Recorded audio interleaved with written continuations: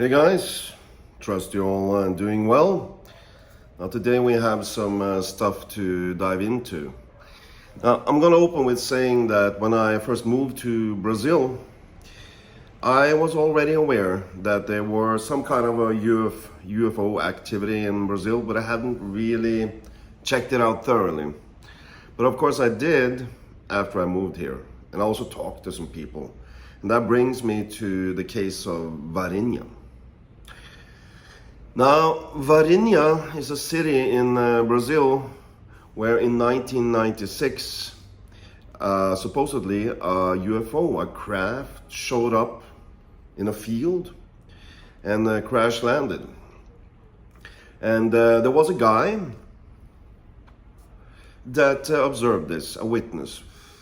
Now, what the current, what should we call it, events are interesting because after this, some hours later, a little black creature with big red eyes and black kind of oily skin smelling of ammoniac was observed by some girls downtown in the city close to a wall. And of course they saw this and they got scared shitless. So they ran and got their mother. By the time they got back, the creature was gone. But the whole area still smelled like ammoniac. Now, at some point this creature was spotted again by a police officer, and he took this creature and carried it with him. He just took it and put it into some kind of a custody. Then, a little bit later that day, in kind of outskirts of a forest, another creature was spotted. And the local fire brigade was called in. Now, I've seen the Brazilian fire brigade. You don't mess around with those guys. And what they did is that they ran after it, threw a net on the creature, and captured it. Now, the following events are like really strange and bizarre. So, these creatures are taken to a hospital in the city, where they are contained, x-rayed, tested, all kinds of stuff. And after all this is done, then the creatures are shipped out, I think the next day in metal containers to a military fort, I would say. I think it was like 200 miles away, something like that. And after that it gets murky, because at some point the creatures and debris and whatever is just like shipped to America. Now, while this here is going on, people in black suits with cars with no license plates start showing up and talking to witnesses and threatening them and telling them that if you speak about this, it's going to be not good for you, or take this money. So of course Brazilians respond as they will. They don't take shit, you know. But of course some of them took the money. Anyway, so then the story goes, there's a lot of documentation on this on Google. Of course you can also, there's an excellent investigative documentary on Netflix where you can check this out. There are other things that are connected to this case, but I'm not too sure about these claims. I can mention a little bit, like some women are supposed to be impregnated by these creatures. It doesn't sound very plausible to me, but if you feel like it, dive down the rabbit hole, and it's really interesting. Now, of course, I'm writing a new book, and I'll tell you something a little bit interesting about that, because of course I do a lot of research about a lot of things before I write anything. And one of the things I've always been really interested in are UFOs. Now, I followed how should I put it, the information that's been available about UFOs since I was, I don't know, 11 years old when I first read it in some like some paper rag, you know, in the early 80s. And I always found it fascinating. And to me, the main thing about it was that kind of made me interested was that why should so many people, you know, lie about this? If someone, like some farmer somewhere, sees some stuff in the sky and goes like, huh, that's not a plane.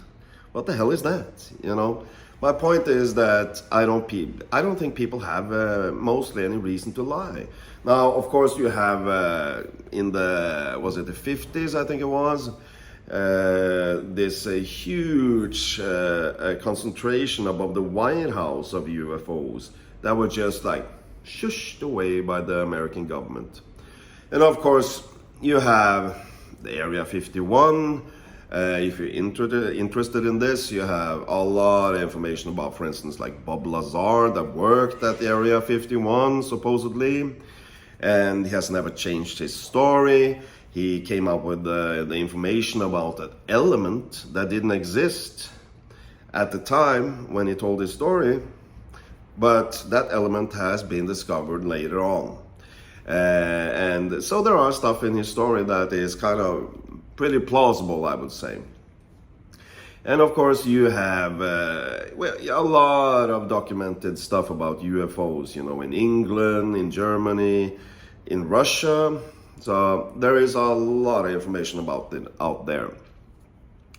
But here in Brazil is also kind of a gold mine, because I've talked to people that say that they have, you know, they know people that have seen UFOs and know people and blah, blah, blah. So it's really interesting. And that brings me, of course, to the current events that everyone are talking about, you know, that you have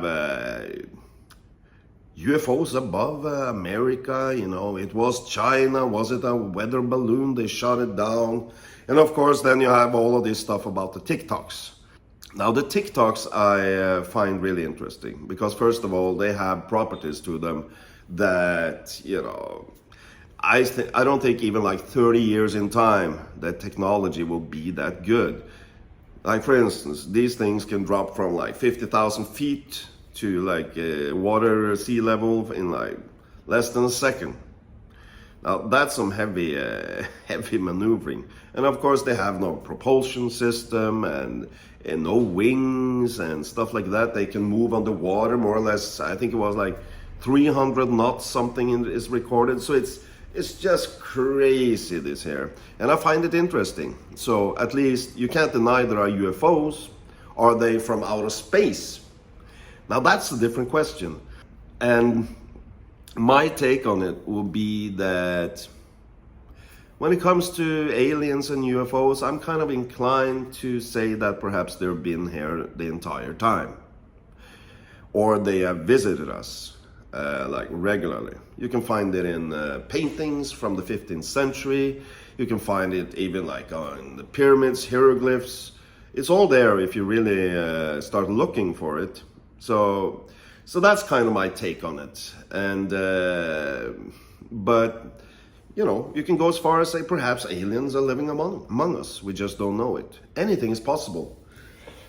And I like to keep an open mind about things. So, and this brings me also to the new book I'm writing. Now, the new book I'm writing is going to be called Golden Tiger. And in this book, I'll tell you, there are going to be aliens, crafts. There are going to be, you know, dreams, stuff happening in dreams. A lot more cool information. I'm just a little bit careful here not to reveal too much, but I'll tell you, there are going to be UFOs, that's for sure. And there are going to be aliens too. So I think it's great these days when there is this craze about UFOs. Everyone are talking about UFOs, aliens and stuff like that. And I think it's great that, for instance, like Jeremy Corbell is doing one hell of a job to get the information out there. I find that great. And of course you have like Joe Rogan has been talking about this on and off for years and years and years. So I follow that dialogue very closely to see, you know, their take on it. And I think even Russell Brand started like sniffing on the topic as well, like a month ago or so. So yeah, by the way, Russell Brand, Jesus, that guy. I mean, if you need to light up a building or five, just like hook a power cord into Russell Brand, then you got power. That guy is lit. I love him. Anyway, so this is kind of a little bit of information for you about like stuff in Brazil. I've heard other stories that I haven't really found a good enough documentation on. But like cities, small cities where suddenly like crafts came out of the sky, aliens landed, started shooting at people with some like laser guns, and a lot of crazy stories that I'm kind of still investigating to get to the bottom of. More or less just for my own pleasure, but also because I'm a writer. So I tend to keep this information, and then it, it kind of matures in my mind until suddenly I might need that information. So of course, in this aspect, Brazil is a gold mine, because you have all of these crazy stories about all kinds of things. Now, this story I was talking about in Marinha, actually in the middle of the city, they have like made a UFO dome that's in the middle of the city. I saw that even the mayor of the city was inclined to say, yeah, I actually saw the UFO myself. The only thing I haven't found like some plausible information on is that if this craft landed or crash landed, and actually there were some people that had some debris from this too, where did it go? I mean, it was pretty big, after what I understood, like big as a truck or something. So I mean, it had to go somewhere, right? And so it's fascinating to try to figure this out, and all this information around it. I love doing investigative work and getting into the bottom of things. So yeah. So anyway, that's a little bit from me about aliens and UFOs in Brazil. While I've been talking and babbling on about this stuff, I've made sure that you will have information on the screen about the case. You can Google it, this Varinha case. You can also, of course, check out the TikTok phenomenon if you're not familiar with all of this yet. It's all out there. You can check out the videos on YouTube from this. So the information is all there. The question is more like, what do we choose to believe? So my belief is, if we start talking about UFOs, that 90% of it is probably some crafts that have been tested by Lockheed Martin, or some big industrial company that develops new technology. But not all of them.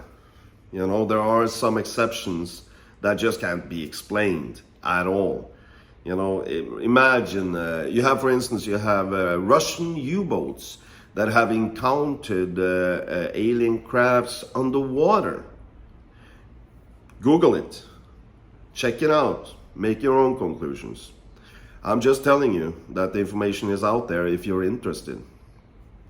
And it's just mind-boggling when you have, for instance, like the American government that went for like 50 years or 70 years, they were like, nope, nothing to see here, just weather balloons, nothing else. People are crazy. They just make up everything. It's all lies, right? But the thing is that suddenly now, in like 2013, was it 14? And they go like, and lately as well, they go like, I guess we have some footage actually from some of our pilots. Here it is. Seems like UFOs are real after all. And that's, of course, after many, many, many years where people have like tried to speak up about this. They have been ridiculed at work. They have been like frozen out of communities, even lost their job, just because they told people what they've seen and experienced, and people just went like, ah. And of course, the same thing goes for scientists as well. Now, in the realm of science, it's been a no-no for scientists to talk about this, because the scientists, of course, they were aware of this, but they knew if they started talking about UFOs and aliens on Earth, they would, their colleagues would go like, okay, this guy here, no, we're not going to deal with him. He's a conspiracy theorist and all of this nonsense. Now, the conspiracy theorist is an expression that was actually made up in the media by, I don't remember the exact year this came out, this expression, but it was an expression in the media, in the controlled media, that was just made up to just like shut people up and make people go like, discredit them. But now it seems that this is kind of changing also in the scientific environment. I saw that Lex Friedman had an interesting talk about it with actually several talks with several people. So it seems that is all changing. So yeah. Anyway, guys, there you have a little bit from me about UFOs in Brazil. Now, if you guys like this video, then let me know in the comment section. Get back to me. Perhaps you have some information, stuff I don't know about, haven't read or whatever. So get back to me on it. It would be great. Like, go to the comment section and let's talk. Let's chat. It's always fun, you know. So, yeah. Anyway, last thing I'm gonna say about this is that, dive into the rabbit hole. It's a lot of fun. And if you haven't, had the time to do it, just do it. Check it out about UFOs in Brazil or UFOs near nuclear bases in Russia, America, and you'll find a lot in, interesting information about this. So, and then you make up your own mind and then, let's talk about it because it's fun. So, I would like to thank you guys for watching. And in the outro of this video, I'll put some information about my current book that's out. It's called The Feeder, and it's one hell of a book, and it's selling pretty good. So I'm really satisfied about this, and I hope you guys have the time to check it out. It's available in Amazon and Kindle, and Barnes & Nobles has the book. You can order it there worldwide. So more or less anywhere you can get this book. And it has pretty fast delivery in Europe through DHL. I think you could get it probably in like 2 or 3 days. It kind of depends from country to country where you live. So anyway, check out The Feeder. I hope you like it. And until the next time, I hope you guys have a great weekend. And yeah, that's about it. Thanks, guys.